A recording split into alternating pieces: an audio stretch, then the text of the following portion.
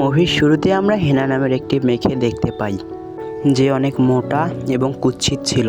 তবে সে জেন নামের অনেক হ্যান্ডসাম একটা ছেলেকে পছন্দ করে, আর সেই ছেলেটাকে প্রপোজ করা দূরের কথা, তার সামনে গিয়ে ভালোভাবে দাঁড়াতেই পারে না, কারণ সে তো অনেক মোটা ও কুৎসিত ছিল। যদি সে তাকে পাত্তা না দেয় তাহলে তো সে অনেক লজ্জা পাবে। এই জন্য সে চায় ছেলেটা যাতে তাকে নিজে এসে প্রপোজ করে।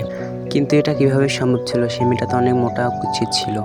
ছেলেটাকে প্রেমে ফেলার জন্য সে একটা ভণ্ড তান্ত্রিক বা ওঝার কাছে যায়, যাতে সে তাবিজ কবিজ করে তাকে প্রেমে ফেলতে পারে। তখন সেই ভণ্ড বাবা বলে, তুমি তো গত সপ্তাহে এখানে এসেছিলে, আমি তোমাকে বলেছিলাম এই ছেলেকে তোমার প্রেমে ফেলা সম্ভব না, তুমি এখন যাও। এরপরও হেনা তাকে রিকোয়েস্ট করে যে দেখুন কিছু করা যায় কি না, এর পরিবর্তে আমি আপনাকে অনেক টাকা দেব। তারপর সে ভণ্ড বাবা হুদায় একটা মন্ত্র লিখে তাকে দেয়। ভণ্ড বাবা হেনাকে বলে, প্রত্যেকবার পানি খাওয়ার সময় এই তাবিজটা ভিজিয়ে আর হিসু করার সময় এই তাবিজটা ভিজিয়ে ওই পানি ব্যবহার করবে, তাহলে ছেলেটা তোমার মায়া পড়তে। হেনা তাকে মাথা নিচু করে ধন্যবাদ জানাতে, তার অতিরিক্ত ওজন হওয়ার কারণে সে ওখানেই উল্টে পড়ে। এর জন্য ভণ্ড বাবার মুখে লাল রং লেগে যায় এবং তার সব কিছু লণ্ডভণ্ড হয়ে যায়। এর জন্য ভণ্ড বাবা রেগে মেগে বলে, উফ, তোর দ্বারা কিছু সম্ভব না। এরপর আমরা দেখতে পারি হেনা একজন back stage singer. Back stage singer মানে হচ্ছে স্টেজে উঠে সুন্দর একটা মেয়ে অভিনয় করবে আর পিছন থেকে আরেকজন গান গাইবে। এক কথায় স্টেজের মেয়ে শুধু অভিনয় করবে আর হেনা আড়াল থেকেই গান গাইবে। হেনা দেখতে মোটা হলেও তার গানের কণ্ঠ ছিল অনেক সুন্দর।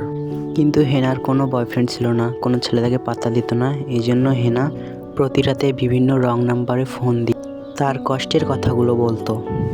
ফোনের ওপার থেকে ছেলেরা হেনার সুন্দর কণ্ঠ শুনে বলতো, যার কণ্ঠ এত সুন্দর তাই তো দেখতে আরও অনেক সুন্দর।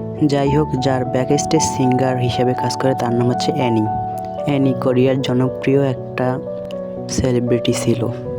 অ্যানি যে মিউজিক ইন্ডাস্ট্রিতে কাজ করত, সেই মিউজিক কোম্পানির লোকেরা স্টেজে অ্যানিকে দিয়ে অভিনয় করত আর পর্দার আড়ালে হেনাকে দিয়ে গান করাতো, কারণ অ্যানির গলা এত সুন্দর ছিল না। আর এই মিউজিক কোম্পানির মালিক অন্য কেউ না, আমাদের মেন লিড হচ্ছে হেনার ক্রাশ চেন। আজকে যেখানে পারফরমেন্স ছিল, হেনা পেছন থেকে গান গাইছিল আর গানটা অনেক রোমান্টিক ছিল। তখন স্ক্রিনে হেনা তার ক্রাশ ভালোবাসার চেনকে দেখতে পারছিল।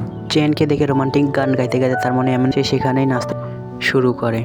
হেনার ওজন বেশি হয়, সে নাচতে নাচতে এক পর্যায়ে স্টেজ ভেঙে পড়ে যায়। পড়ে যাওয়ার কারণে তার গান গাওয়া বন্ধ হয়ে যায়, তার জন্য স্টেজে অ্যানি বিপদে পড়ে যায়।